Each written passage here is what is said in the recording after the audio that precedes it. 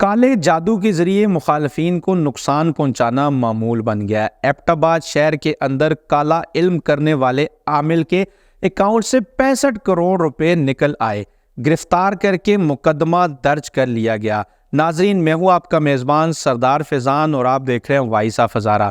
اگر آپ نے ہمارے پیج کو لائک اور فالو نہیں کیا تو آج ہی لائک اور فالو کریں اور ہمارے ساتھ جڑے رہیں۔ ناظرین، ہمارے معاشرے میں حسد، گھمنڈ، غرور اور تکبر بہت زیادہ ہو گیا ہے۔ حاسد لوگ اللہ تعالیٰ کی تقسیم پر راضی نہیں ہوتے۔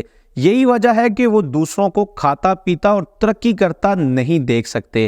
ناظرین، حسد کرنے والا شخص اندر ہی اندر جلتا رہتا ہے، اور جب اس سے وہ جلن برداشت نہیں ہوتی تو وہ سازشوں کے ذریعے دوسروں کو نقصان پہنچانے کی کوشش کرتا ہے۔ جب سازشیں بھی ناکام ہو جاتی ہیں تو پھر وہ دوسروں کو نقصان پہنچانے کے لیے جادو ٹونے کا سہارا لیتے ہیں۔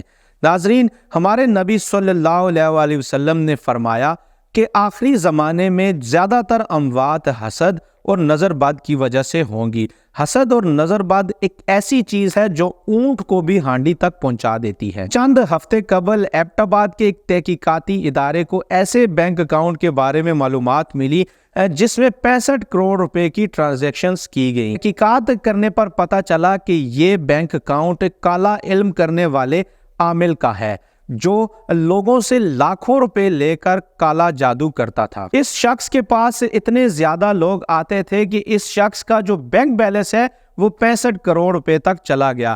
ناظرین، اندر کی خبر یہ ہے کہ اس شخص کے پاس زیادہ تر وہی لوگ آتے تھے جنہوں نے اپنے مخالفین کو کالے جادو کے ذریعے جانی، مالی اور ہر قسم کا نقصان پہنچانا ہوتا تھا۔ ناظرین، یہ مکروہ شخص لوگوں کو جو کالا علم کر کے دیتا تھا اسے بتاتے ہوئے بھی شرم آتی ہے، لیکن پھر بھی ہلکی پھلکی معلومات ہم آپ کو دیتے ہیں۔ کالا علم کروانے والا شخص جو کہ کالے جادو کا سہارا لینے والا شخص ہے، وہ 40 دن تک تویز کو اپنی شرمگاہ کے ساتھ باندھ کر رکھے گا اور نہائے گا بھی نہیں۔ نماز، روزہ اور مسجد جانے پر بھی مکمل طور پر پابندی ہوگی۔ ناظرین، ایسی خواتین کے بارے میں بھی ہمیں معلومات ملی ہے جن کے جسم پر تویز لکھے جاتے تھے۔ زیادہ تفصیل ہم آپ کو نہیں بتا سکتے۔ ناظرین، تحقیقاتی ادارے کی نشاندہی پر اس شخص کو گرفتار کر کے تھانہ میرپور میں اس کے خلاف مقدمہ بھی درج کیا گیا۔